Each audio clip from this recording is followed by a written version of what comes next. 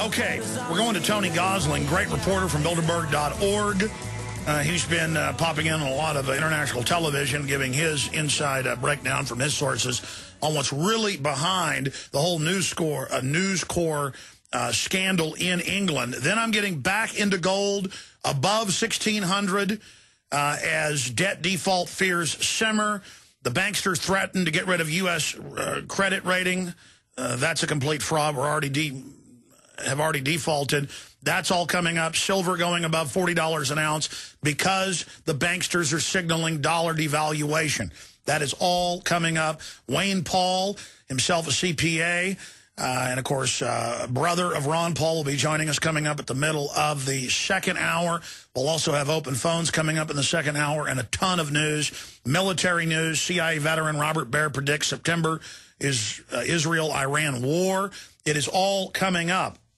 But right now, I want to bring on air former researcher for BBC London, reporter for BBC Wiltshire Sound, helped establish Eye Contact Video Network and Eco Village Network UK. Since 2009, he has produced and presented Friday Drive Time, the weekly politics show on Bristol Community FM, which gives a provincial perspective on the news Britain and around the world. Bilderberg.org is his website. I would say he's best known for doing great work reporting on the corrupt, ruling, fascistic class controlling our planet. But I wanted to get Tony on because this whole News Corps situation is exploding, and I want to get his take on why this is happening. We're not saying Rupert Murdoch's a good guy, but this is par for the course activity for a lot of big Fortune 100 media companies. Why is this happening now? If you're in favor of the globalists, if you're in good standing, you can literally engage in any type of mayhem you wish. AP, UK Prime Minister calls for emergency session of Parliament over this. Of course, you know, yesterday the head of Scotland Yard had to step down reportedly with a bribery investigation. The head of News Corps in England, Rebecca Brooks, has been arrested over the weekend. Murdoch ran in there last week to meet with her and obviously get their story straight. Continuing also now, this morning, the head of the Metropolitan Police, the police commissioner, also resigned, and this goes right up to Cameron, and that's why he's acting like he's investigating the whole thing. Joining us is reporter Tony Gosling. Tony, thanks for coming on with us. Hi, Alex. Thanks very much for having me on. Okay, what's the inside baseball? What's the inside cricket on this, or the inside soccer? What's the intel you've got? I mean, I want to get into the scandal, but why is this happening now? Well, just to let you know, we've just heard in the last hour or so that not only the number one policeman in Britain resigned yesterday, but we've also had the number two resign as well, just literally within the last hour or so. So Sir Paul Stevenson resigned yesterday about 7 p.m. our time, and literally just this afternoon we've had his number two, who's the head of counter-terrorism for the entire country, resign today. He resigned because they were threatening him basically with suspension, and that's John Yates. So we've had a really totally unprecedented situation. I don't think ever in history have Britain's two top policemen resigned within 24 hours. It's absolutely astounding, and it's just kind of as I predicted in a way, because last week I was saying that this investigation is now moving away from News International for a while, from the Rupert Murdoch empire, and now is looking at the police handling of the whole affair, because the Metropolitan Police have had information about corruption at News International for something like 7 or 8 years, sitting on their books. Yeah, at least 2005 is what major papers are reporting. Yeah, so why haven't they acted on that? That's the question. And, you know, this was clearly not a small little bit of phone hacking that was going on of royal telephones, which is the way they wanted it to appear. And what's happened, of course, is all these policemen have sat down together and say, well, do you think we want to investigate ourselves? And then they've decided not to. So that's why this is really starting to unfold. It's like a dam breaking, Alex. You know, they've been trying to put little bits of wood to prop the thing up for the last 6 or 7 years, and finally there's no way they're going to prop it up anymore, because the truth is coming out now. We've got some decent police on this Operation Wheating doing a proper investigation. I mean, we just heard also that other newspapers, there's been police raids at other tabloid newspapers like the Daily Star, for example, and the police are really going for it now, it seems. And of course, that means that those police that are basically corrupt and refuse to investigate this in the past, or have only done partial investigations, that they've got prima facie evidence of criminal activity which they've not acted on, that those were the guys who are now in the frame too. They're in the dock, most definitely. And I don't think that these two police, and let's not forget also that John Yates, the top counter-terrorism policeman in Britain. So it raises all sorts of questions about the way he's handled all the fallout from the 7/7 London bombings, and the police handling of terrorism generally in Britain is now also under question, because it's been shown that Yates has basically moved around the whole issue and made sure that the embarrassing questions being asked about why he hasn't been pursuing the phone hacking have come home to roost. So absolutely crisis at the Metropolitan Police right now. The question is, who is actually going to be a credible person to take over? And I think there's a real problem here, because we've just heard announced within the last 10, 15 minutes that the person who's taking over from Yates as the head of the counter-terrorism unit is Cressida Dick. Now, you may never have heard of Cressida Dick, this lady policeman, but she was the one who was promoted after her botched operation, which led to the death of the Brazilian electrician Jean-Charles de Menezes and the London Underground tube, where just after the 7/7 London bombings, Menezes was basically assassinated by what looks like a kind of SAS unit attached to the Metropolitan Police.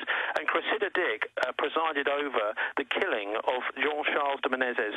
So it looks to me as if we're going to have another crisis when it's decided that she is not necessarily the best person to be in charge of counter-terrorism. Sure. Her big badge of honor is a massive botched operation. So you're saying, or an operation that went quite well to get rid of a witness. They said he ran when they shot him. The truth is they sat on him, squatted on him, and unloaded their clips into his head and chest, making sure they got rid of that. Well, I think the people who did that actually really did believe that this guy was a terrorist. But Cressida Dick, it was on her watch that it all happened.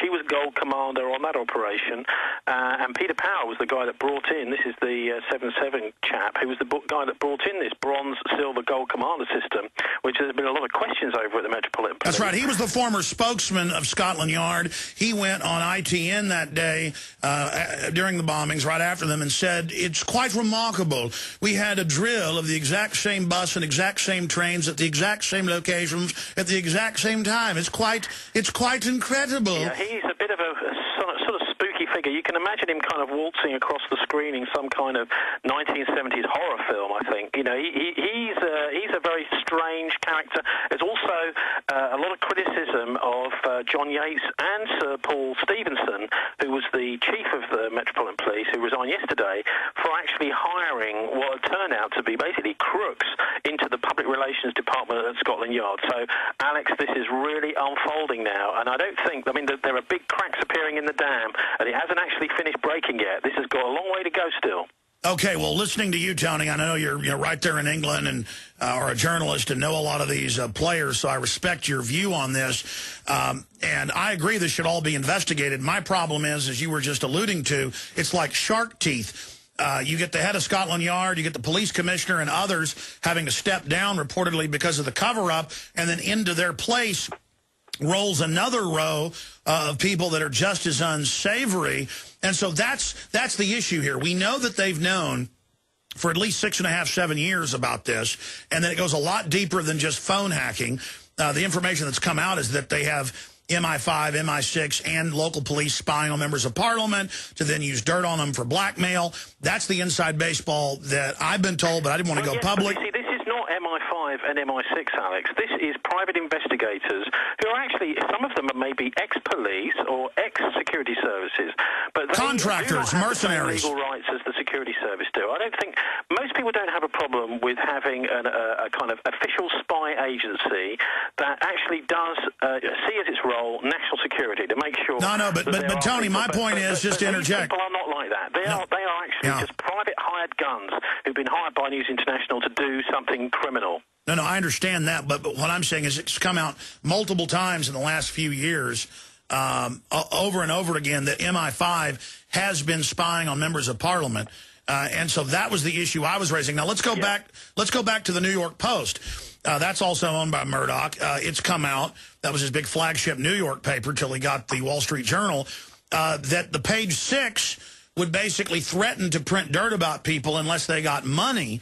And so we've seen those scandals. What I'm asking you is, you say that it's much worse than just phone hacking, Tony. Are the allegations that it's blackmail, or can you tell us if the rabbit hole starts with the phone hacking and you're saying this is just the beginning of the dam breaking, what else is behind the dam?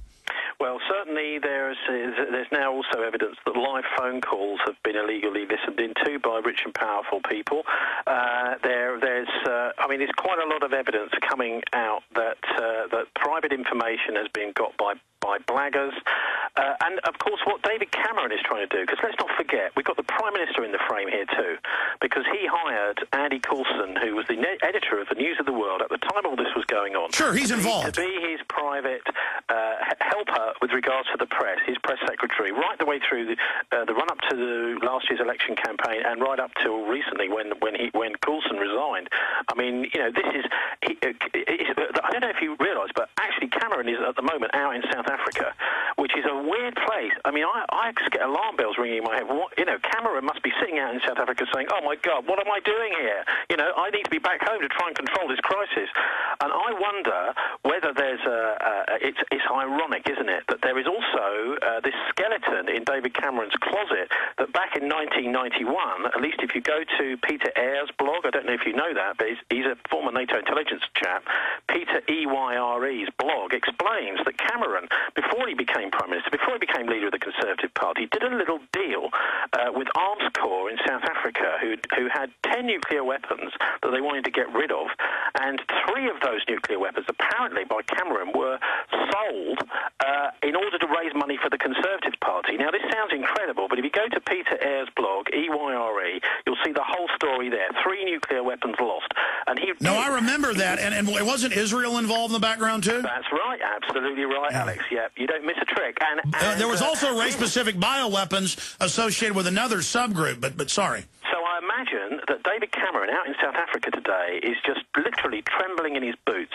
He's wondering, when is my criminal activity going to come home here? And when are people going to find out that actually maybe there's more to this story to come? And, well, Tony, that's where I was going next, and you're starting to get there. Blackmail, nuclear weapons. We know David Cameron hanging out with Gaddafi, groups that finance him, British arms producers, some of the biggest sellers of really high-tech weapons that our troops will be facing, and British troops, if they do go in the next 2 months into Libya, unless Gaddafi stands down. So that's what I'm saying. Why did this break now? If the other power structures in the UK... I can tell you why it broke now, and it's amazing how this stuff happens. About 2 weeks ago, the Guardian newspaper published a story about a girl called Millie Dowler who was murdered, and it came out in the evidence that Nick Davis, this investigative journalist, a brilliant guy who wrote a book called Flat Earth News, he's probably the best investigative journalist in the country. He's based down in Brighton. And he put this story in The Guardian a couple of weeks ago about Millie Dowler and how her phone was hacked into by Glenn Mulcair for the News of the World. Now, what happened when her phone was hacked into, she'd been murdered. And what it meant that her phone was actually full up. Her voicemail messages were full up. And what Mulcair was doing was actually deleting this murdered girl's phone messages so that he could pick up more information from other people who were worried about her. That story absolutely appalled the nation. And it's really accelerated this whole phone hacking scandal to the proper proportion. Because it was a big attempt by the Murdock Empire and by the Metropolitan Police to cover it up back 6 or 7 years ago. And what's happened, like I said, that dam has been kind of building ever since. And finally, it's gone at last. So at least more people are realising just how disgusting this was.